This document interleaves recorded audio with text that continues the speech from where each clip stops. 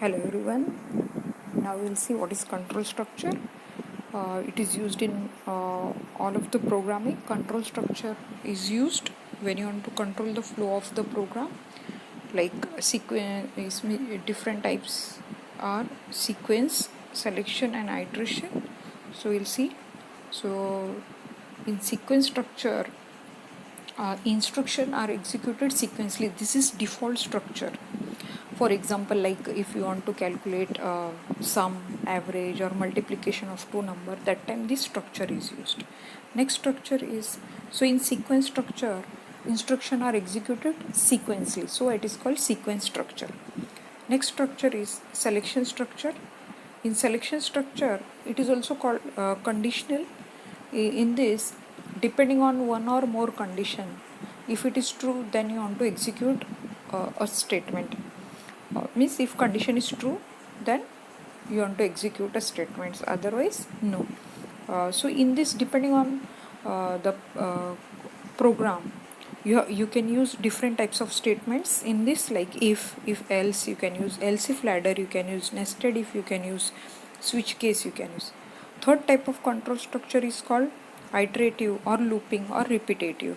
In this, when you want to execute instruction repeatedly till the condition is true, then instruction are executed. For example, in this, we can use different looping structures. So these are different types, actually it is not example, these are different types of looping structure: for, while, do while.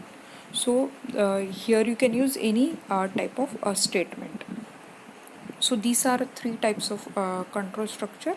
Sequence, this is a default structure. Instruction are executed sequentially. Then second is selection, it is also called conditional structure.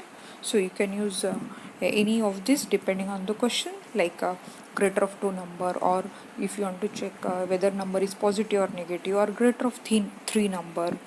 So you can use any this, or you want to print grade depending on the percentage, like if 75 more than 75, A grade, and so on.